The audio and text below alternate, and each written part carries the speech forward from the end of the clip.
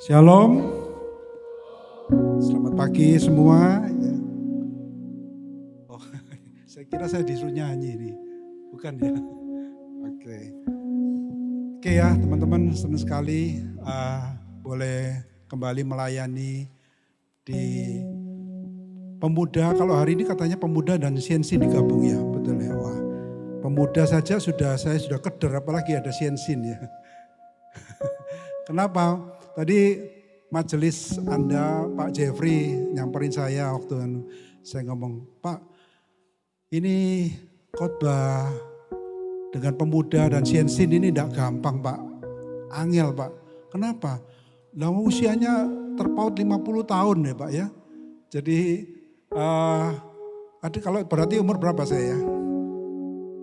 Terpaut 50 tahun, khotbah sama remaja CNC itu nanti tidak mendarat. Ya. Nanti kalau dievaluasi Pak Jeffrey, kalau tidak mendarat jangan diundang lagi khotbah di sini. Tapi saudara, saya paling senang kalau sebetulnya ya, meskipun berat, tapi saya senang karena khotbah untuk pemuda remaja itu adalah khotbah yang punya pengharapan, betul? Karena kalian semua ini adalah satu pengharapan yang besar.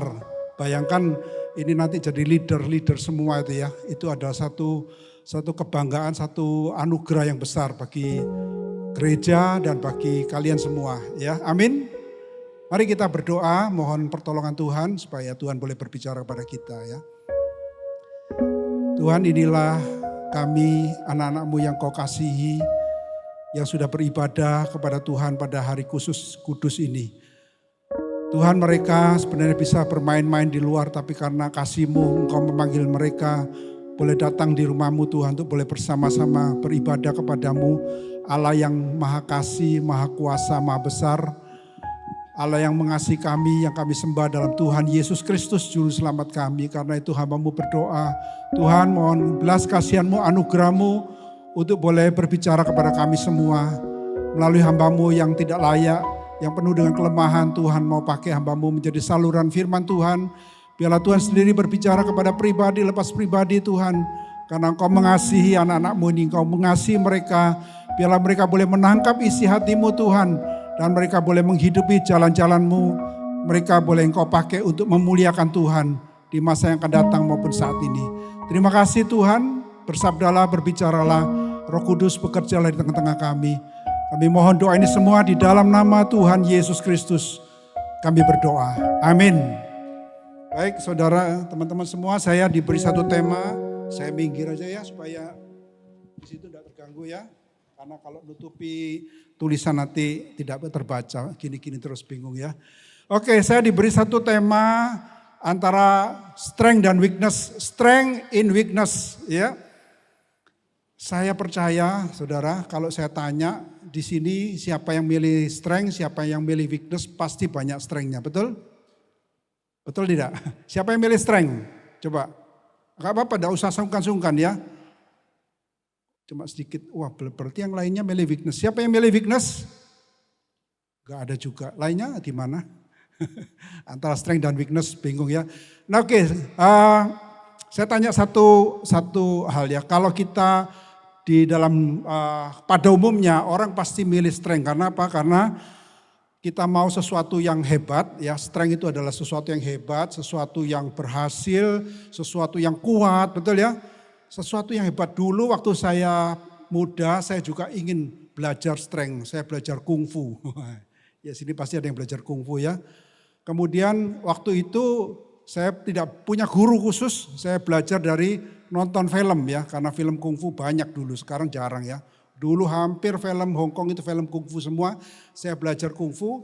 Saya lihat apa di sana ada latihan itu apa tie sacang ya, itu semacam pasir panas ya. Pasir panas, pasir dipanasi kemudian tangannya dimasukkan.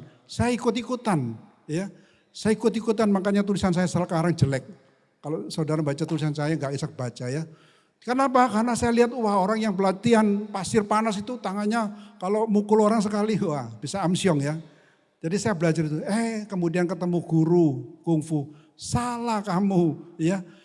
Justru kekuatan kungfu itu bukan di dalam kekerasan, tapi dalam kelembutan.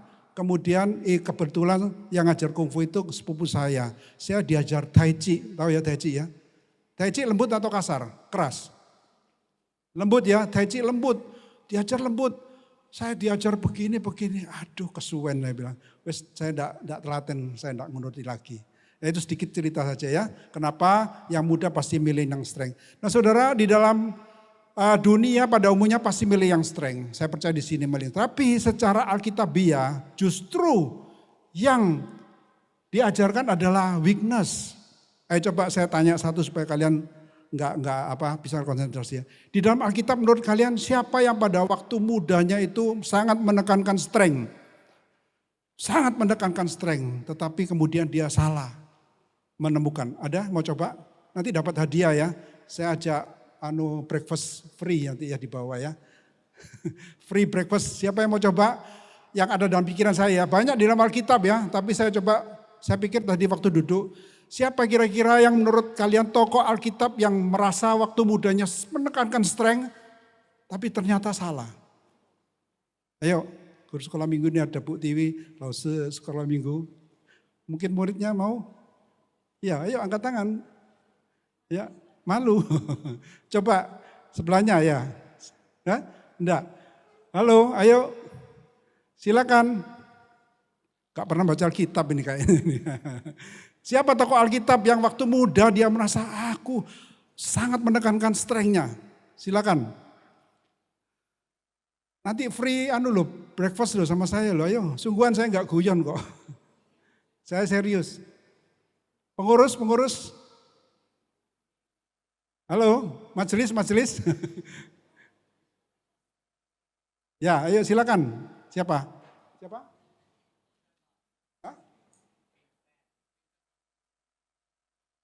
Vincent? Bukan di Alkitab, maksud ada namanya Vincent. Samson, Simpson, ya Simpson, sorry telinga sudah tua, maaf ya. Simpson waktu muda dia merasa ada kekuatan ya. Ya, tapi ketika nanti breakfast ya sama saya ya. Tolong ingetin ya. Waktu muda dia merasa kuat, tapi kemudian dia merasa justru salah ya. Tapi ada lagi satu yang saya dalam pikiran saya yang ya memang Simpson tidak salah ya. Ada satu lagi one more. Ada one more lagi. Yang ketika muda dia merasa saya dengan kekuatan saya bisa melakukan semua ya. Ternyata keliru. Justru dia dipakai Tuhan ketika dia lemah. Who want to try one more? Ya ayo. Betul suaranya saya dengar tadi. Paulus oke ya karena Paulus yang nulis ya. Jadi Paulus betul ya dia merasa hebat.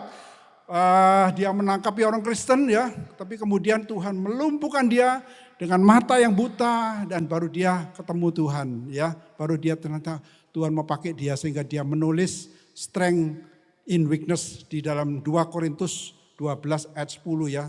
Tapi karena saya diminta membahas di 2 Korintus pasal 1, saya tidak terlalu menyinggung itu. Tapi ada lagi satu ya, ada banyak sebetulnya. Satu di dalam pikiran saya itu Musa. Musa itu kalian lihat ya orang yang hebat ya. Di Mesir itu dia boleh dibilang dia boleh termasuk apa itu. Cucunya Firaun ya. Ya betul ya Lause TV. Cucunya Firaun. Nah dia ketika mau membela bangsanya dia membunuh orang Mesir.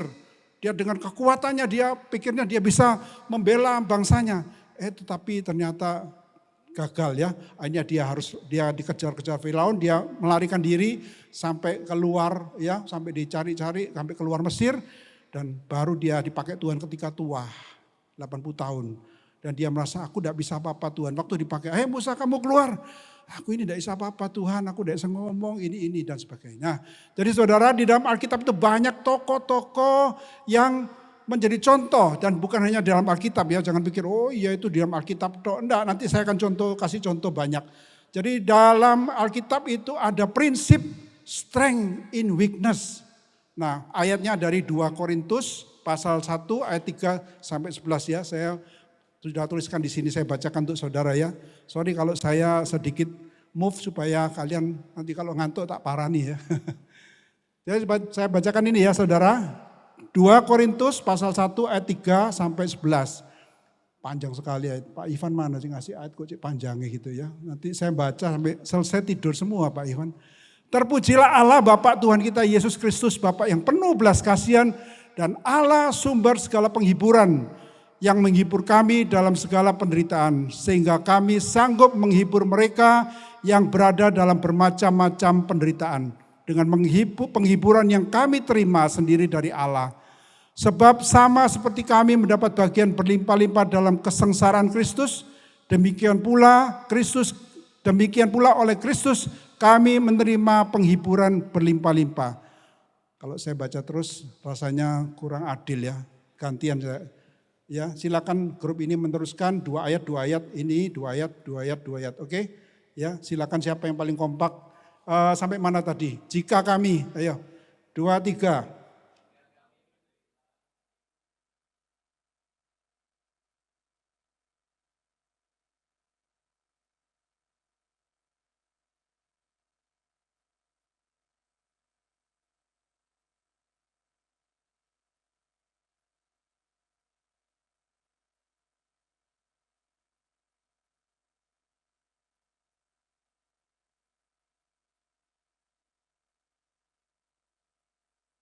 Kompak ya, jangan mau kalah di sini. 2, 3.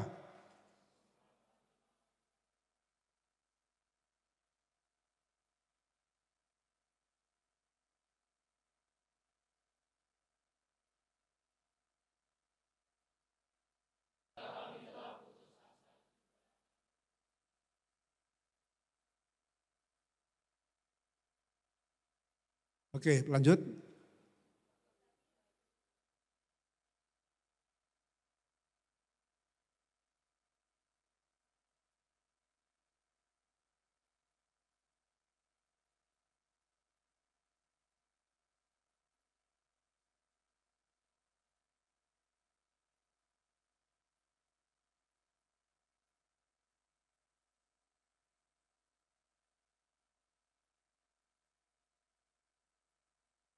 Oke, thank you ya. Sangat kompak sekali. Tinggal yang terakhir nanti mungkin kalau ada ya. Jadi dari beberapa ayat ini, saudara saya mau mengajak kita coba memikirkan ya. Apa prinsip dari strength in weakness itu apa maksudnya ya. Nah saudara, saya pertama kalau kita lihat di dalam ayat-ayat yang kita baca, khususnya ayat 3-4 itu ada satu prinsip yaitu dikatakan Allah sumber penghiburan dalam penderitaan ya. Jadi Allah itu sumber penghiburan di dalam segala penderitaan ya. Ayatnya dikatakan demikian ya. Ayatnya, oh ya yang sana silakan baca sekarang yang belum. 2, 3.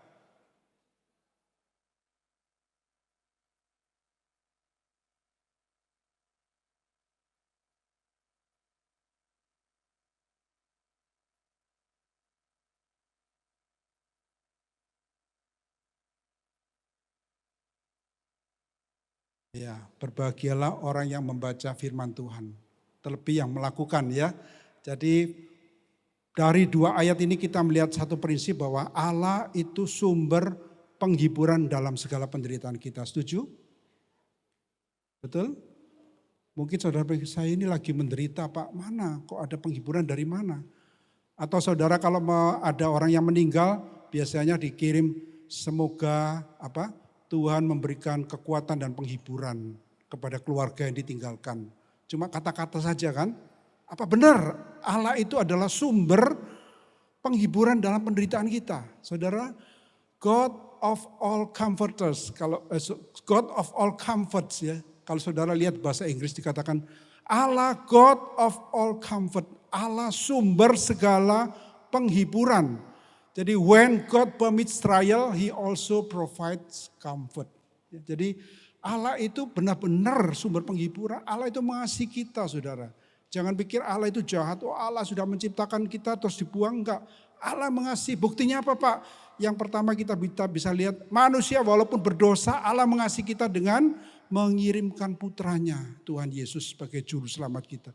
Itu adalah salah satu bukti. Kalau saudara sedang mengalami penderitaan, ya pergumulan, kok lihat mana sih kasih Tuhan, tapi percayalah Tuhan sudah melakukan dalam sejarah. Pertama-tama yaitu Kristus. Ya. Nah kalau di dalam kehidupan sehari-hari, percayalah when God permits trial, He will provide comfort. Kalau Tuhan izinkan trial, kesulitan di dalam hidup anak-anakmu, pasti Tuhan memberikan penghiburan. Saudara, kalian tentu tahu ya, papa mama ya, kalau kalian misalnya sedang dalam masalah kesulitan ya, kalian misalnya disuruh melakukan sesuatu ya. Saya waktu kecil, di sini ada anak saya mungkin tidak boleh cerita mungkin ya. Jadi kalau saya punya anak saya ya, ketika anak saya itu waktu kecil saya suruh melakukan sesuatu yang sulit, pasti saya lihat dari jauh. Tidak akan membiarkan dia sampai celaka, betul? Ada di sini papa yang membiarkan anaknya celaka? Nggak ada ya. Demikian juga Tuhan, kalau Allah mengizinkan trial dalam hidup kita, pasti He provides comfort, pasti Ia menyediakan penghiburan. Nah saudara, saya bukan cuma ngomong ya, tapi nanti saya mau sharingkan pergumulan saya pribadi. Jadi our trial can never exceed the ability of God to comfort. Jadi sebenarnya pencobaan yang kita alami itu saudara, ini Alkitab juga mengatakannya, tidak melebihi daripada kemampuan Allah untuk menghibur kita. Ya, Allah sanggup, kalau di 1 Korintus pasal 13 ayat 10, segala pencobaan yang kamu alami tidak melebihi kekuatanmu. Kenapa? Karena Allah akan memberikan pertolongan. Ya, jadi saudara jangan ragu-ragu. Prinsip pertama, Allah sumber penghiburan dalam segala penderitaan. Ya. Nah, di sini dikatakan ini seorang tokoh yang sudah meninggal ya, Tim Keller, seorang tokoh gereja, teolog. You don't really know Jesus is all you need until Jesus is all you have. Jadi saudara, artinya kamu itu sebenarnya, kita itu sebenarnya tidak sungguh-sungguh mengenal Yesus, kecuali kalau kita mengalami Yesus adalah segala-galanya bagi saya.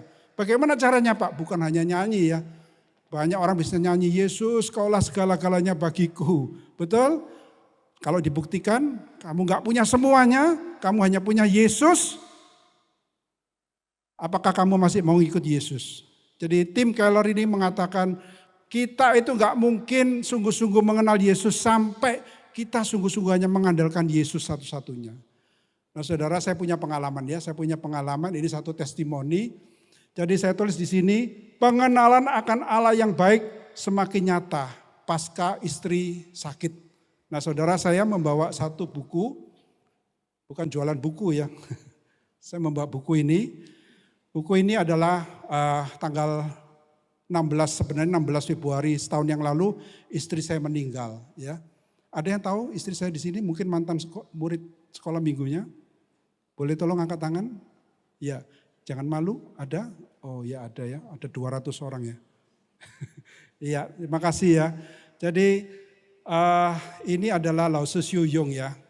Dia adalah istri saya yang sudah meninggal setahun yang lalu. Jadi saya mau saksikan bahwa pengenalan Allah semakin nyata ketika dia menderita sakit.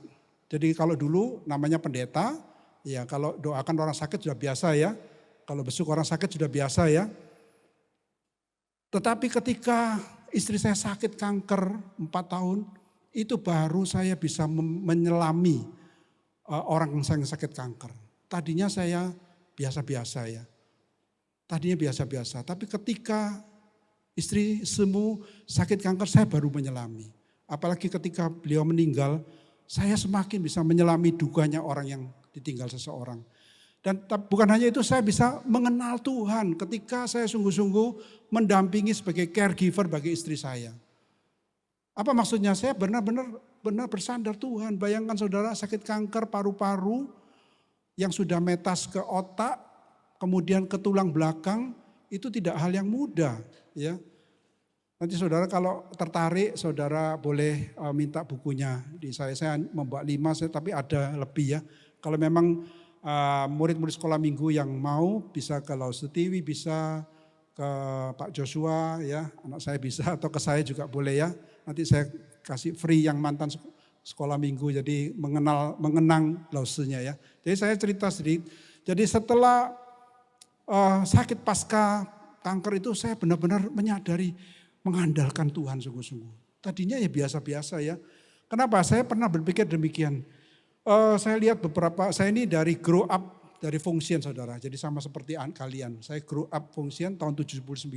Wah dulu enggak seperti ini. Dulu itu kalau kita persekutuan itu pakai beber tikar ya, di lantai ya, persekutuan fungsian. Jadi saya itu mengenal Tuhan sejak fungsian dan kemudian saya bisnis, saya usaha, dan setelah itu saya tinggalkan bisnis saya sekolah Alkitab. Dan saya pikir, saya sekarang lihat beberapa teman saya yang majelis-majelis ini, kasihan ya kalau majelis, maksudnya bukan pengusaha-pengusaha pusing sekali karena apa? Mereka punya beban pekerjaan, beban utang dengan bank, beban pajak, semuanya. Terus dalam hati saya berpikir, dalam hati waktu itu saya pikir puji Tuhan saya tidak sampai punya hutang yang berat itu ya. Karena kasihan kalau mikirkan pekerjaan itu ya. Jadi kalian jangan lihat papa, kadang-kadang papa yang kerja itu kadang-kadang coba memahami ya pergumulan seorang papa yang pekerjaan tidak gampang. Jadi pikiran itu dalam hati saya, wah saya menjadi hamba Tuhan kok tidak ada beban seperti itu. Waktu itu istri saya masih sehat. Tapi kemudian dikasih Tuhan istri yang sakit, baru saya menyadari, menggantungkan pada Tuhan. Ya saudara, perkataan Tim Keller ini betul. You don't really know Jesus until you realize that Jesus is everything to you. Jadi ketika saya mengandalkan, saya benar-benar tidak mampu, baru saya bisa mengandalkan Yesus, walaupun seorang pendeta ya. Jadi saudara, a purpose in pain. Apa sebenarnya tujuan daripada penderitaan, pain? You have been there before and you know the way. Ya. Jadi tujuan daripada penderitaan, kesulitan yang kita alami saudara, jangan kecewa pada Tuhan. Tapi Tuhan mau, karena ketika kamu bisa melewati itu, you know the way. Nah saya tulis di sini ada seorang nama, Evangelis Probo. Apa maksudnya? Jadi saudara, ada seorang penginjil namanya penginjil Probo. Beliau sakit yang sama dengan istri saya. Jadi penginjil Probo ini seorang hamba Tuhan di satu gereja. Istrinya dulu adalah hamba Tuhannya gereja kita, Gloria. Penginjil Juli. Ketika kami tahu bahwa penginjil Probo ini sakitnya sama. Dia waktu itu benar-benar sangat parah sekali ya. Nggak bisa gerak dan sama sekali benar-benar sudah hopeless. Tapi kemudian kami besuk, karena istri kan sama sakit ya, kami besuk, kami encourage, ayo Pak kita pergi aja, kamu pergi ke Malaysia, ke Kuala Lumpur. Aduh Pak kami ini hamba Tuhan, biaya dari mana? Ya dia nggak berani, saya bilang udahlah kita ada berapa kita berangkat aja, jangan takut. Tuhan bisa menyediakan. Akhirnya mereka nekat, saya bantu di sana, waktu itu sembuh dan saya di Kuala Lumpur. Dia lagi kemo, kami bantu. Singkat cerita ya, akhirnya penginjil Probo dan istrinya berangkat sampai ke Kuala Lumpur. Dan saya juga bantu untuk masukkan ke rumah sakit. Dan saudara, mereka sekarang baru benar-benar menyaksikan ya bahwa benar ya. Tuhan itu luar biasa. Dia penginjil Yuli ini bilang, kita itu sama-sama sekolah iman Pak. Ya, sekolah iman tahu ya. Artinya sama-sama belajar beriman pada Tuhan dari pengalaman Pak Kango dan istrimu. Jadi saudara, purpose dalam sebuah pain itu ada maksudnya bahwa kita sudah pernah ke sana, nanti kita akan membawa orang itu juga sama. Ada banyak cerita saudara, mungkin Anda nanti kalau pikir-pikir, iya ya apa ya Tuhan maksud saya kok sekarang ini saya mengalami kesulitan ini. Misalnya maaf ya misalnya putus pacaran atau mungkin ditipu orang dan macam-macam ya. Bisa macam-macam, tapi percayalah itu ada maksud Tuhan. Jadi saudara, we are not asked to deny our pain and suffering, but we can take in God's ability to use it for good. Ya, jadi kita itu bukan menolak, menghindari, melarikan diri dari penderitaan. Salah sekali ya, ada orang yang melarikan diri dari penderitaan apa dengan minum-minuman keras. Ya, aduh dia pusing saya rokok dengan merokok, pikirnya dengan merokok. Ya memang sesaat bisa lupa. Dengan minum-minuman keras sesaat bisa lupa. Dengan teman-teman bersenang-senang, bahkan narkoba sesaat bisa lupa. Tapi itu bukan menyelesaikan masalah saudara. Melarikan diri dari masalah bukan menyelesaikan masalah. Tapi sebagai anak Tuhan saudara hadapi masalah itu. Hadapi karena ada maksud Tuhan di dalamnya. Tuhan akan memakai untuk hal yang baik. Saudara di sana saya tulis ya, ada semu dapat menghibur orang lain yang sakit kanker. Jadi tidak lama setelah semu istri saya, semu itu istrinya pendeta ya, semu sakit kanker. Tidak lama kemudian ponakan dia juga sakit kanker. Masih usianya mungkin 20 tahunan. Ya. 20 tahunan sakit kanker, coba bayangkan kalau di sini maaf janganlah ya. Kalau misalnya ada yang usia 20 tiba-tiba sakit kanker. benar-benar down. Tapi semua bisa menghibur dia karena tahu ya, dia pernah ngalami. Dan puji Tuhan ponakannya ini sehat, bahkan sudah menikah barusan. Jadi dengan pengalaman yang sama Tuhan mau pakai orang kita yang mengalami penderitaan untuk bisa menolong orang lain, saudara. Ya, nah, saya paling diberkati dengan lagu ini. Ada yang tahu lagu apa ini? Di sini pada sungkan ya, You Raise Me Up, yang nyaut cuma bukti wilayahnya nggak tahu, malu-malu. Jangan sungkan-sungkan ya saudara, voice up ya, You Raise Me Up ya. Kenapa? Yang saya blok itu kata-katanya bagus ya. Jadi dia benar-benar when I'm down, or my soul weary, when troubles come and my heart burden be, then I'm still and wait in the silence.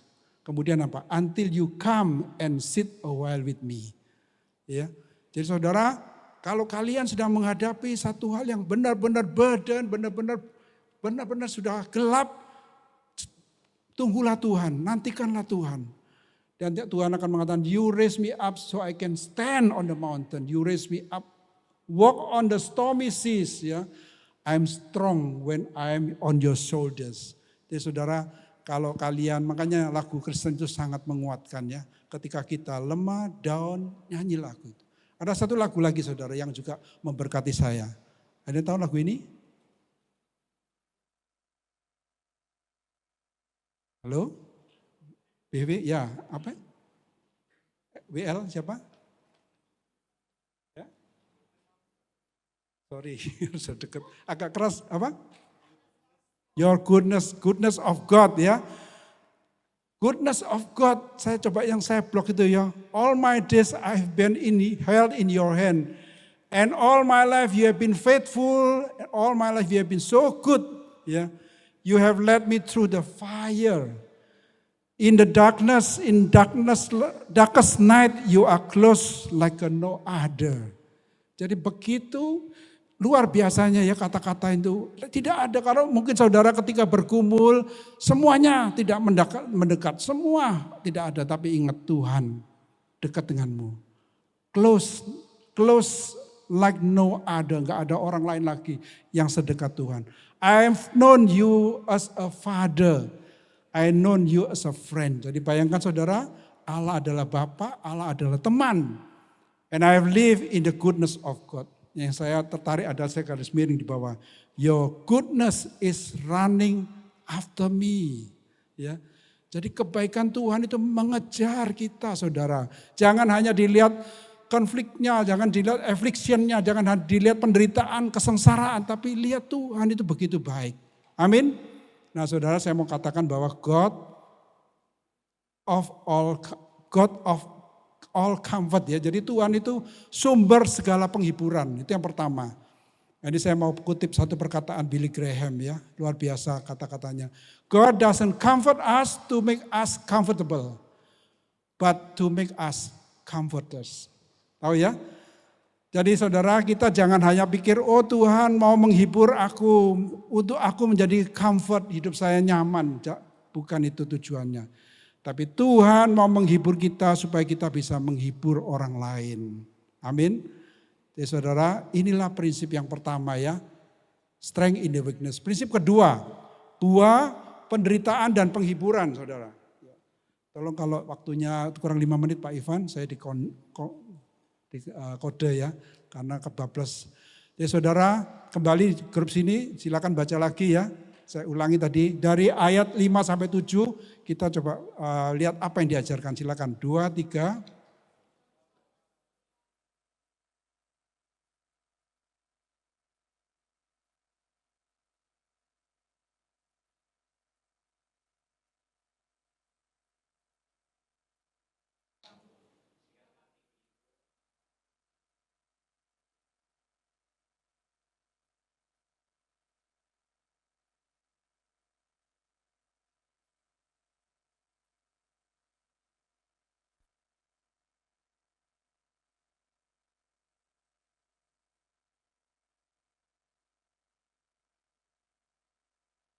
Luar biasa, kompak sekali ya.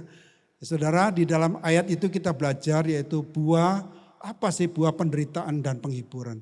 Jadi kalau kita amati saudara, ada dua kata yang terus diulang ya. Apa? Katanya apa? Penderitaan dan penghiburan.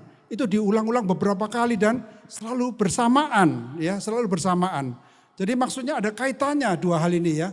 Jadi penderitaan Paulus ya saudara, Paulus itu menderita sekali. Kalau kalian nanti mungkin di penjelasan Korintus selanjutnya itu ada ya, bagaimana Paulus itu menderita, dia karam kapal, dia mau dirampok dan sebagainya. Jadi Paulus tahu bahwa penderitaannya itu akan membawa penghiburan dan keselamatan bagi jemaat Korintus. Dan Paulus juga tahu bahwa penghiburannya juga akan menjadi penghiburan. Nah tadi saya katakan kan, kalau kita menderita itu berarti ada Tuhan pasti menghibur kita ya. Nah tujuan apa? Supaya kita juga menghibur orang lain. Nah saudara, jadi Paulus ketika menderita dia tahu dua hal, bahwa penderitaannya itu akan menolong orang lain bisa menerima keselamatan. Dan penderitaan itu bisa juga menolong orang lain yang sedang menderita terhibur. Saudara, saya mau tanya satu hal ya. Tanya satu hal. Mana lebih mudah membawa orang kepada Kristus ketika kita hidupnya enak atau ketika kita menderita? Paham? Atau saudara jangan lihat kita ya, pada umumnya. Mana yang lebih bisa membawa seorang kepada Kristus? Orang yang hidupnya lancar atau orang yang hidupnya menderita tapi dia tetap berpegang pada Kristus? Mana lebih bisa membawa? Ke satu atau dua? Halo? Ada yang mau coba? Ke satu atau dua? Ya, satu itu orangnya lancar ya. Yang kedua itu orangnya menderita sakit. Mana lebih mudah membawa kepada Kristus?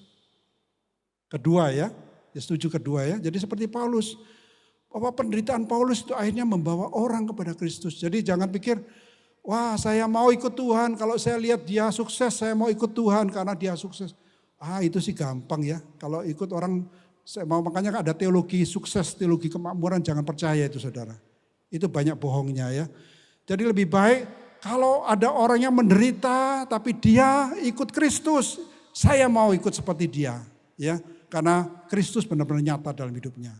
Kalau cuma sukses semua bisa memberi, iblis pun bisa memberi sukses, percaya? Kalau percaya coba ketika Tuhan Yesus disuruh menyembah iblis, sembahlah aku maka akan kuberikan semua ini ya. Bisa saudara, jadi belum tentu ya yang sukses-sukses itu dari Tuhan, belum tentu ya. Nah, afflicted or comfort, the result always good to God's children. Jadi baik penderitaan maupun penghiburan itu selalu baik bagi anak-anak Tuhan. Amin. Ya saudara, hari ini kalian belajar ya, jangan takut menderita demi Tuhan. Tapi menderitanya bukan karena dosa ya. Jangan nanti kalau kalian berbuat dosa, kemudian menderita, oh katanya Pak Kanggo penderitaan saya itu mendatangkan kebaikan. Jangan, itu salah tafsir ya. Tapi kalian benar-benar di pressure, ada orang yang tidak senang, ada ditekan hidupmu ya. Tapi itu benar-benar menderita untuk Kristus. Ada saudara, ada orang yang diancam oleh keluarganya. Kalau kamu terus ke gereja, kalau kamu terus ikut Yesus, kamu keluar dari rumah ini. Nah itu baru penderitaan ya. Tapi saudara bukan terus wah ikut-ikutan seperti, tapi kita belajar untuk mau belajar di dalam keluarga ya. Jadi penderitaan dan penghiburan itu hasilnya selalu baik. Nah ini ada satu kesaksian yang menarik, yaitu seorang yang bernama Frederick Buthaker ya. Saudara, Frederick Buthaker ini seorang pimpinan di Bala Keselamatan ya. Jadi kekristenan itu ada Bala Keselamatan yang pakai pangkat-pangkat itu ya.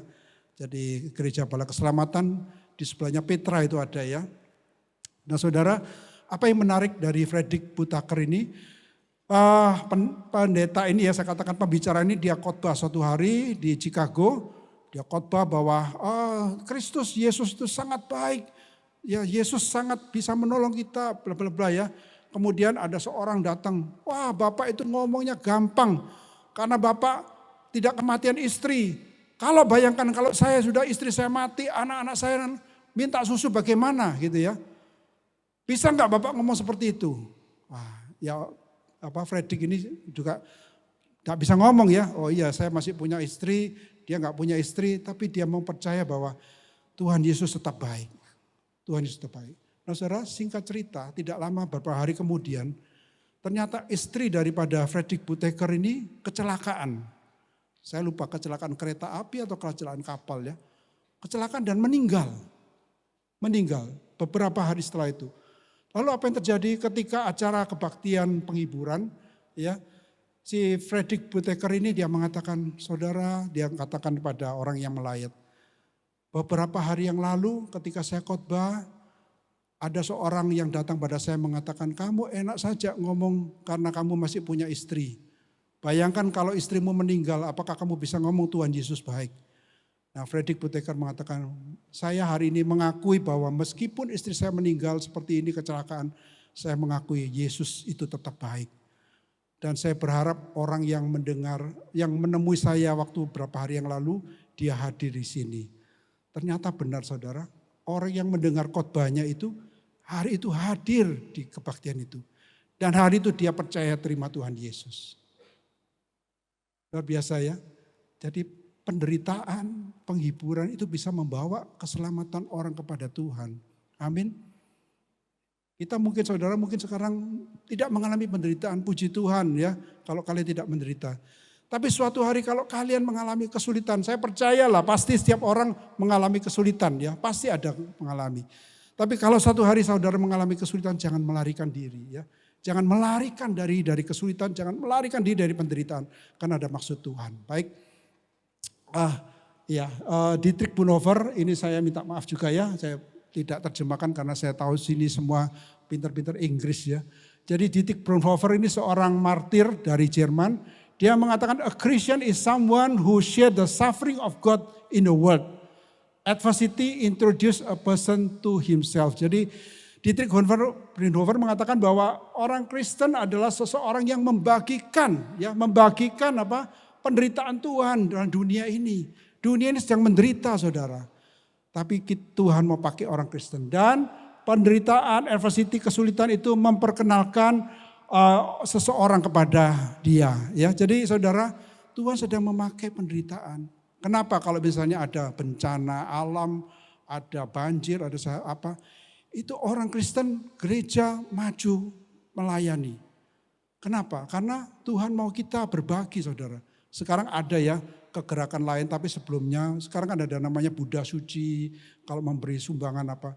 Dulu adalah gereja maju. Waktu tsunami di Nias tahun 2004 kami gereja itu kirim tim saya ke sana ya. 2 kali tsunami kami ke sana. Ngapain jauh-jauh ke Nias? Sekarang kalau ke Nias agak mudah, kalau dulu sulit sekali saudara perjalanan. Ya saya tidak panjang lebar di sini. Paul Apple juga kembali mengatakan confident in the certainty of suffering.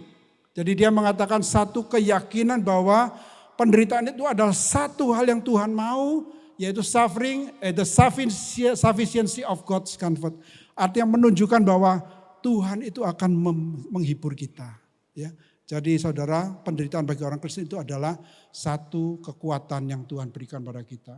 Kemarin di dalam satu konferensi IDMC, sebenarnya saya juga mau cari ya ada gambar 21 orang dari di Libya ya yang dibunuh, dipenggal itu ya. Tapi saya contoh sini nanti kalian juga ngeri ya. Ya jadi saudara, penderitaan itu ada maksud Tuhan. Jadi the right question is never ask why God, tapi what Lord do you want to teach me through the suffering. Saudara kalau ada penderitaan jangan tanya, mengapa Tuhan saya seperti ini, mengapa saya tidak seperti dia. Jangan, tapi tanya Tuhan apa maksud Tuhan saya diberi seperti ini. Apa yang Tuhan mau. Okay? Karena saya juga di komando, saya katakan ini, Allah mengizinkan kita menderita karena identitas kita dengan Yesus. Jika kita mengikuti dia, melayani dia, kita akan menghadapi penderitaan yang seperti Yesus alami. Yesus sendiri mengatakan jika mereka menganiaya aku, mereka juga akan menganiaya kamu. Saudara, jadi penderitaan itu adalah satu pelajaran yang berharga. Beberapa bulan yang lalu ada seorang sakit kanker namanya Lucy Lim dari Singapura. Dia kesaksian di gereja kita. Dia mengatakan satu hal ini, sangat bagus sekali. Don't waste your suffering. Artinya jangan sia-siakan penderitaan yang kau alami. Because God have the purpose in your suffering. Amin. Oke, saudara, terakhir ya. Kalau sudah terakhir sudah senang ya, sebentar lagi sudah selesai. His strength in weakness, cuma ini terlalu panjang, tidak perlu dibaca. Nah, saya mau tekankan di sini bahwa inti daripada ayat 8 sampai dengan 11 itu adalah mengatakan orang yang sungguh-sungguh mengandalkan Tuhan itu ada kekuatan. Jadi benar-benar kita mengalami kelemahan, kata Paulus di sana yang di blok hitam ya. Tetapi hal itu terjadi supaya kami jangan menaruh kepercayaan diri kami sendiri, tetapi hanya kepada Allah yang membangkitkan orang mati. Jadi Paulus, saudara, mengalami penderitaan yang dikatakan kami seperti orang yang sudah dihukum mati. Jadi benar-benar sudah bohat, gitu ya, sudah ada jalan. Tapi Paulus mengatakan justru di sana itu Tuhan bekerja, Tuhan menyatakan kekuatannya. Ya. Jadi when we are most helpless, we are also most dependent on God. Jadi ketika kita benar-benar helpless, tidak berdaya, di sanalah Tuhan menolong kita. Ada pepatah mengatakan ketika kita turun tangan, Tuhan angkat tangan. Ketika kita angkat tangan, Tuhan turun tangan. Ya, jadi itu prinsip yang dialami bahwa kekuatan dari Tuhan ya. Nah, saudara, saya loncati ini saja ya karena terlalu banyak. Saya mau kasih contoh-contoh ya. Ini kalau contoh-contoh lebih menarik ya. Tentu ini cukup kenal ya, Nick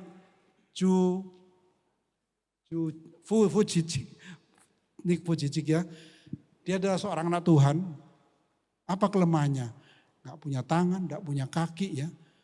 Tapi dia bisa jadi motivator, dia bisa renang. Saya juga bingung, saya sendiri renangnya gak bisa kayak dia ya. Gak punya kaki, gak punya tangan, udah bayangkan ya. Tapi kayak ular gitu kalau renang ya.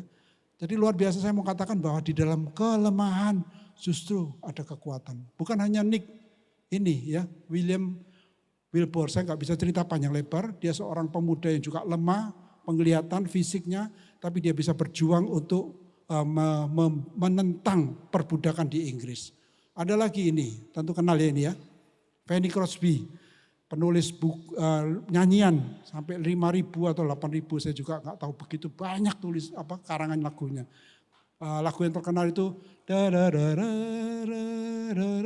Blessed Assurance. Satunya to God be the glory, great things he has done ya. Jadi pengarang lagu tetapi dia buta saudara, bayangkan. Dengan mata yang buta dia mengarang lagu. Dia pernah ditanya, Bu Fani kalau Anda hidup lagi kira-kira apa yang kamu mau? Pikirnya yang nanya itu nanti kalau dia hidup lagi, diberi kesempatan hidup lagi, dia mau matanya lihat. Dia mengatakan kalau saya misalnya diberi hidup lagi, saya mau tetap buta. Aneh sekali ya. Kenapa dia mengatakan? Karena ketika saya buta, saya baru melihat Tuhan. Ya, jadi waktu kita lihat Tuhan, saya punya seorang teman di gereja ini, sayang ya, saya tidak bisa ngundang dia kesaksian. Dia matanya tinggal satu. Dia mengatakan ketika mata saya dua Pak, saya tidak lihat Tuhan. Tetapi ketika mata saya satunya rusak, saya baru ketemu Tuhan. Jadi benar-benar strength in weakness saudara ya, Fanny Crosby. Ini juga tahu ya, Johnny Erickson Tada, orang yang lumpuh dari leher ketika dia terjun dari mau berenang ternyata airnya nggak ada, salah lihat dan lumpuh. Justru dengan kelumpuhannya dia menjadi berkat bagi banyak orang. Bethany Hamilton juga ya, tangannya satu jadi menjadi peselancar. Ini semua anak Tuhan, orang Kristen saudara. Jadi saudara jangan anggap Tuhan tidak bisa bekerja dalam kelemahan kita. Tuhan bisa bekerja ketika kita berserah pada Tuhan. Ada satu kata di dalam bahasa Mandarin, ya, kata krisis itu dalam bahasa Mandarin adalah weiji. Ya, dua kata yang mempunyai makna wei itu weishen, bahaya. Ji itu jihui, kesempatan. Jadi krisis itu sebenarnya adalah kesempatan. Ya, kesempatan untuk kita bisa dekat sama Tuhan, bisa mengandalkan Tuhan, bisa dipakai oleh Tuhan. Jadi jangan lari dari kesempatan. Yang terakhir satu gambar saja. Nah saudara ada 3 benda di sini. Ada telur, ada wortel, ada kopi. Kira-kira Anda menggambarkan dirimu itu sebagai apa? Kamu menggambarkan dirimu sebagai telur yang ketika direbus ya keras gampang pecah ya. Atau wortel yang ketika direbus jadi lembek. Ya lembek sekali. Atau kopi yang ketika diseduh, dipanasi, justru baunya harum, bisa menyegarkan orang minum. Ketika penderitaan, ketika kelemahan yang kalian alami, membuat kamu jadi apa? Jadi seperti telur, gampang marah, gampang pecah, gampang tersinggungan. Atau seperti wortel, lemah, tidak berdaya. Ya, lumpuh, total tidak berdaya. Melarikan diri, jatuh ke minum-minuman keras, rokok, hal-hal yang tidak baik, narkoba, melarikan diri. Atau kamu datang pada Tuhan. Seperti kopi yang ketika diseduh dengan panas akan muncul bau yang harum memuliakan nama Tuhan. Mana yang menjadi bagianmu? Coba renungkan, kita tundukkan kepala ya. Mari saudara yang dikasihi Tuhan, Tuhan yang mengasihi engkau, Tuhan sudah berbicara melalui firman-Nya pada pagi hari ini. Apa yang sedang engkau alami saat ini? Apakah engkau sedang dekat sama Tuhan atau jauh dari Tuhan? Kalau engkau sedang mengalami penderitaan, kesulitan, masalah yang mungkin begitu besar, berat. Engkau seakan-akan mau jauh dari Tuhan. Tapi firman Tuhan pagi hari ini mengingatkan bahwa semua ini itu ada maksud Tuhan bagi engkau yang dikasihi Tuhan. Tuhan sedang memproses dirimu. Apakah engkau menjadi telur yang gampang pecah, yang marah-marah kepada orang tua, marah-marah pada saudara, atau menjadi wortel, carrot yang lemah, yang tidak berdaya, yang nyerah. Bahkan ada mungkin yang ingin mencari jalan pintas. Tapi ingatlah, Tuhan mengasihimu. Tuhan bisa memakai orang-orang yang lemah untuk kemuliaannya. Tuhan bisa memakai orang-orang yang penuh penderitaan, bisa dipakai untuk Tuhan. Maukah engkau menjadi alatnya bagi Tuhan? Kalau saudara mau dipakai Tuhan menjadi alat Tuhan, saudara tetap di tempat dan angkatlah tanganmu. Katakan, Tuhan, aku mau engkau pakai. Saya akan berdoa untuk saudara. Kalau ada di antara kalian yang mengatakan, Tuhan, aku mau dipakai oleh engkau saat ini ketika aku menderita, atau saat ini ketika aku tidak menderita, aku sedang mendapat penghiburan yang dari Tuhan. Aku mau menghibur orang lain. Aku mau dipakai Tuhan untuk kemuliaan Tuhan, untuk maksud Tuhan. Silakan saudara angkat tangan, saya akan doakan untuk saudara. Tuhan, terpujilah Tuhan. Terpujilah Tuhan, kau mengasihi anak-anakmu yang ada di tempat ini. Khususnya mereka yang mungkin sudah mengangkat tangan Tuhan. Karena mereka mau dipakai oleh Tuhan, lebih dekat sama Tuhan, lebih heran lagi. Supaya mereka sungguh mengalami Yesus di dalam hidupnya. Dan mereka boleh membagikan Yesus kepada orang lain. Pakailah anak-anakmu ini Tuhan. Dan setiap kami yang sudah mendengar firman-Mu, kiranya firman Tuhan kau materaikan dalam hati kami. Dan tolong Tuhan, kalau kami sedang mengalami pergumulan saat ini yang begitu berat, yang orang lain tidak tahu, tapi Tuhan Engkau tahu, sehingga Engkau berbicara kepada kami pada pagi hari ini. Tuhan, biarlah firman Tuhan boleh mengubah kami, memberikan kekuatan kepada kami Tuhan, kepada aku yang saat ini sedang mengalami pergumulan ini. Ada jalan Tuhan, ada maksud Tuhan yang indah. Berikanlah pertolongan-Mu, pakailah kami ya Tuhan, pakailah anak-Mu yang sedang bergumul ini. Supaya sungguh mereka boleh menemukan kekuatan dalam Tuhan di tengah kelemahan mereka. Berkatilah jemaat Fungsian, jemaat Siensin pada pagi hari ini. Terima kasih Tuhan, berkati para pengurus, para majelis, hamba Tuhan yang melayani di Fungsian maupun di Siensin ini. Sekiranya mereka semua boleh menjadi generasi-generasi yang kau pakai di masa yang akan datang. Bagi kerajaan Allah, bagi kemuliaan Tuhan. Terima kasih Bapa. Kami mohon doa ini semua di dalam nama Tuhan Yesus Kristus. Amin.